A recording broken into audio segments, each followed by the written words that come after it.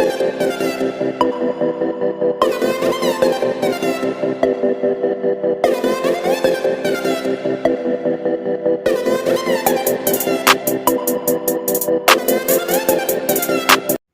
वालेकुम स्टूडेंट, आज exercise number 11.2 का बेटा क्वेश्चन नंबर 4 करवाएंगे। तो 4 में है आपके पास 3 सम्स हैं।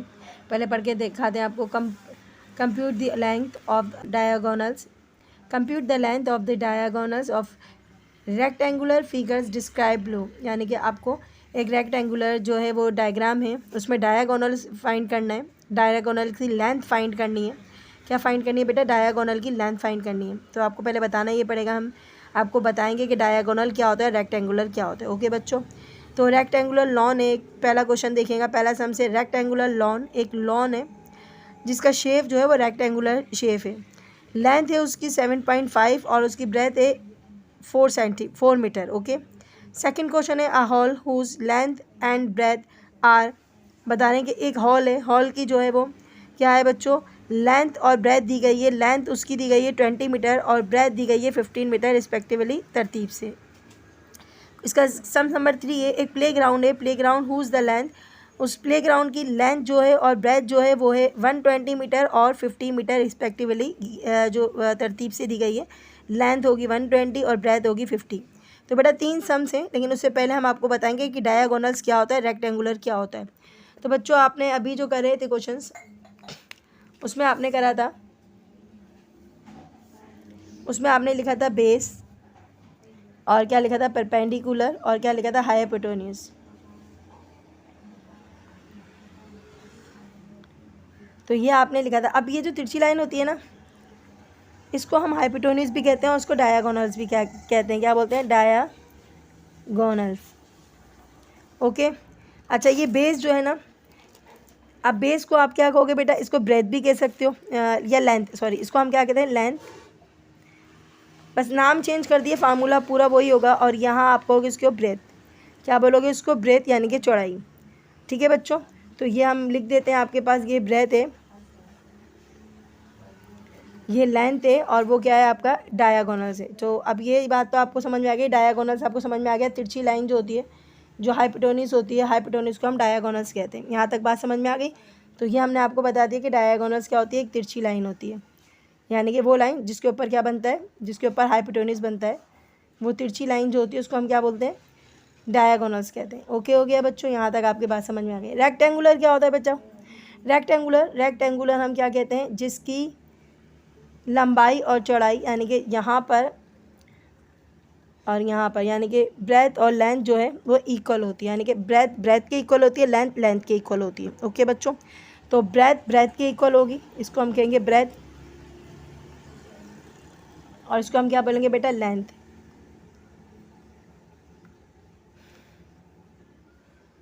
तो ये लेंथ हो गई। ओके, और डायगोनल्स क्या होता है बेटा? डायगोनल्स वो होता है, वो लाइन जो तिरछी लाइन होती है, उसको हम डायगोनल कहते हैं। ठीक है, ये बात समझ में आ गई। रेक्टेंगुलर शेप है, रेक्टेंगुलर शेप है, उसका डायगोनल मालूम करना है। क्या मालूम करना है? उसका डायगोनल मालूम करना है आपने। और लेंथ आपको गिवन होगी और ब्रेथ आपको क्या होगी? गिवन होगी। तीनों सम्स में आपको लेंथ और ब्रेथ गिवन है, आपका उसका डायगोनल मालूम करना है। ओके बच्चों, तो बेटा स्टार्ट करते हैं। फर्स्ट क्वेश्चन है रेक्टेंगुलर लॉन। ये पूरा एक लॉन है, ठीक है, ये पूरा एक लॉन है। और इस लॉन में जो है, लॉन में लेंथ जो है वो है 7.5 मीटर है, सेंटीमीटर है। और ये जो है ब्रेथ है, उसकी ब्रेथ है 4 सेंटीमीटर। पहले चेक कर लेते हैं, सेंटीमीटर ही है ना, मीटर है, सॉरी मीटर है, क्योंकि सेंटीमीटर तो बहुत छोटा होता है। मैं यही सोच रही हूँ कि सेंटीमीटर कैसे आ गया, ये मीटर होगा। सेंटीमीटर तो बेटा स्केल में छोटा सा होता है, तो इतना तो लॉन्ग हो ही नहीं सकता ना भाई। तो 7.5 मीटर जो है लेंथ है, और ब्रेथ उसकी 4 मीटर है। ओके बच्चों, हमें क्या मालूम करना है? इसका डायगोनल मालूम करना है। तो बेटा डायगोनल फार्मूला जो है वो आप रेक्टेंगुलर का डायगोनल फार्मूला बच्चों बहुत इजी सा है। सेम वही प्रोसेस है, कोई परेशान नहीं होना है। हाइपोटेन्यूज वाला ही आपका पूरा मेथड चलेगा। तो मैं पहले फार्मूला लिख देती हूँ उसका। मैंने क्वेश्चन पहले लिख लिया है पर rectangular lawn whose the length is 7.5 and breadth is 4 metre. तो यहाँ पर हमने सेंटीमीटर डाला हुआ था, तो इसको हम मीटर कर देते हैं। पहले हम इसको सही करते हैं, उसके बाद हम फार्मूला लिखते हैं।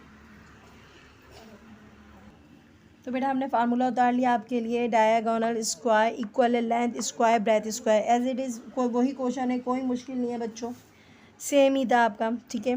सिर्फ हाइपोटेन्यूज था, बेस था और परपेंडिकुलर था, इस तरीके से इसको चेंज कर दिया। अगर हम देखें तो ये भी एक राइट एंगल ट्राइंगल ही बनना है, नज़र आ रहा है बच्चों, ये एक राइट एंगल ट्राइंगल बनना है, ओके।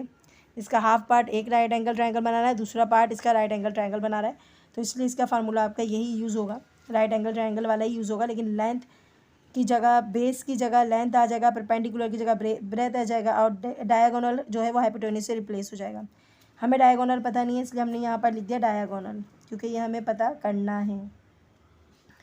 तो ये तो बच्चों एज इट इज़ उतरेगा, डायगोनल पता करना है, तो यहाँ पर हमने एज इट इज़ लिख दिया। उसके बाद हम क्या करेंगे बच्चों, हम ये करेंगे लेंथ की जगह पे लिखेंगे 7.5 मीटर, तो मीटर में अभी लिख नहीं रही हूँ, जगह कम है, और 4 मीटर हो गया, ओके। 7.5 मल्टीप्लाई बाई 7.5 क्या होगा बच्चों, 7.5 मल्टीप्लाई बाई 7.5 तो बेटा होता है 56.25, 56.25 लिख देते हैं। 56.25 प्लस 4 4 हो गया बच्चों 16। इन दोनों को क्या करना है बच्चों, प्लस करना है, तो 16 इसमें प्लस कर देते हैं और हमारे पास आता है 72.25। क्या लिखते हैं बच्चों, 72.25। अच्छा, डायगोनल से जाननी छूटेगी, आपने एज इट इज़ उतारते जाने, लेकिन यहाँ पर हम लिख देते हैं डायगोनल। तो बेटा ये आपका स्क्वायर में है, और मुझे तो सिर्फ डायगोनल चाहिए, स्क्वायर तो नहीं चाहिए। स्क्वायर हटाने के लिए क्या करते हैं, जी हाँ, स्क्वायर हटाने के लिए क्या लगाते हैं, टेकिंग, चलो पूरा लिख देते हैं, टेकिंग रूट बोथ साइड, दोनों साइड पर अंडर रूट लेंगे, तो रूट लेंगे तो यहाँ पर से तो भाई हट जाएगा, डायगोनल के ऊपर से क्या हट जाएगा, स्क्वायर हट जाएगा। लेकिन ये 72.25 के ऊपर भी अंडर रूट आएगा, क्योंकि हमने बोथ साइड पे लिया है। ये तो कट गया बच्चों, और यहाँ पर तो बच गया नल। अब इसका अंडर रूट क्या निकलता है बच्चों, इसका अंडर रूट निकालते हैं जल्दी से। तो पहले दबाएंगे अंडर रूट, उसके बाद है 72.25, तो बेटा क्या निकला है 8.5, और ये है बच्चों आपका डायगोनल का आंसर। तो बेटा ये हो गया 8.5, डायगोनल आ गया, ये आपका 8.5 मीटर होगा, और बच्चों ये आपका आंसर है। नेक्स्ट क्वेश्चन देखते हैं। तो बेटा क्वेश्चन नंबर 2 देखिएगा, एक हॉल है, उसकी लेंथ और ब्रेथ, उसकी लेंथ जो है वो 20 मीटर है और उसकी ब्रेथ जो है वो 15 मीटर है रिस्पेक्टिवली, यानी कि गिवन जो भी आपको तरतीब से दिया गया है, लेंथ की जगह पे हमारे पास 20 आएगा और ब्रेथ की जगह पे हमारे पास क्या आएगा बच्चों, ब्रेथ की जगह पे 15 आएगा। तो इन्होंने इस तरीके से दिया हुआ है, तो हम लेंथ की जगह पे 15 और ब्रेथ की जगह पे 20 मीटर लिख देते हैं। ये एक हॉल है जिसका आपने डायगोनल मालूम करना है। तो डायगोनल का हमने फार्मूला बेटा पहले से लिखा हुआ है, डायगोनल स्क्वायर इक्वल है length square and breadth square हो गया, ठीक है।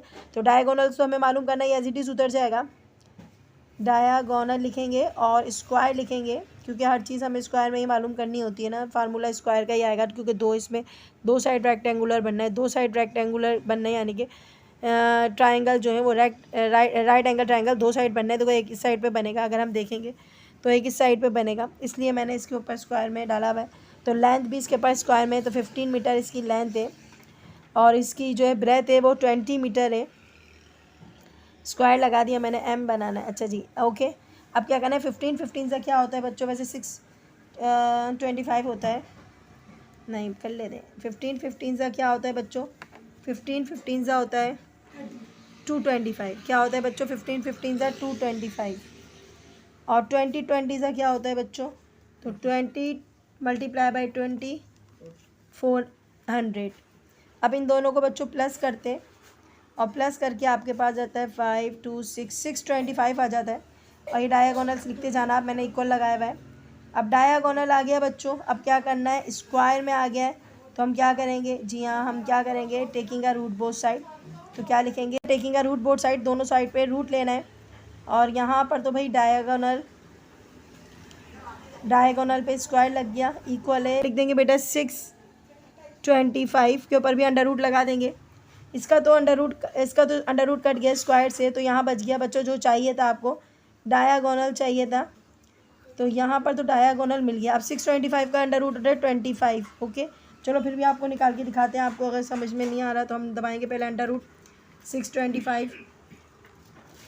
तो बच्चा 25 आ रहा है तो हम लिखेंगे 25 मीटर, और आंसर आ गया है बच्चों आपका डायागोनल का। और बेटा इसका लास्ट पार्ट देखते हैं। तो बेटा क्वेश्चन नंबर 3 है इसका, तो क्वेश्चन नंबर 3 रीड कर लेते हैं। अब प्लेग्राउंड, एक प्लेग्राउंड है हुज लेंथ एंड ब्रेथ, उसकी लेंथ और उसकी ब्रेथ जो है वो आर 120 मीटर, यानी कि 120 मीटर लेंथ होगी, और ब्रेथ क्या होगी, ब्रेथ 50 मीटर होगी रिस्पेक्टिवली। दी गए जो भी है आपके पास तरतीब यही होगी कि लेंथ उसकी होगी 120 और उसकी ब्रेथ जो होगी वो क्या होगी ओनली 50 मीटर होगी। हमने फार्मूला आपके पास उतार के रखा हुआ है बच्चों, डायगोनल स्क्वायर इक्वल है length square and breadth square. Okay, तो बच्चों लेंथ कितनी है आपके पास, लेंथ है हमारे पास 120, और ब्रेथ कितनी है हमारे पास, ब्रेथ है हमारे पास 50 मीटर। तो मीटर लिख देना बच्चों, आंसर में मीटर ही आएगा। डायगोनल, तो डायगोनल फाइंड करना है, इसलिए डायगोनल ऐसे ही लिखेंगे, डायगोनल ऐसे ही लिखेंगे बच्चों।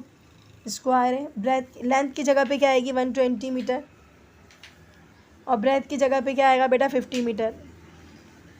तो यहाँ पर हमने क्या करना है, हमने डायगोनल एज इट इज़ उतार लेना है। फिर से डायगोनल उतारा, 120 मल्टीप्लाई बाय 120, 120 मल्टीप्लाई बाय 120 आता है आपके पास 144, यानी कि 14,400, और 50 मल्टीप्लाई बाय 50 2500। अब इन दोनों को क्या कराना है बच्चों, प्लस कराना है।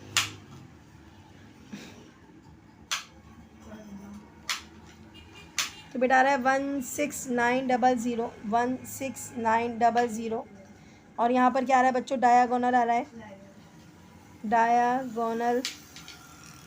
स्क्वायर हटाना है बच्चों, स्क्वायर हटाने के लिए क्या करते हैं, टेकिंग रूट बोथ साइड, दोनों साइड पे क्या लगाएंगे बच्चों, रूट लगाएंगे।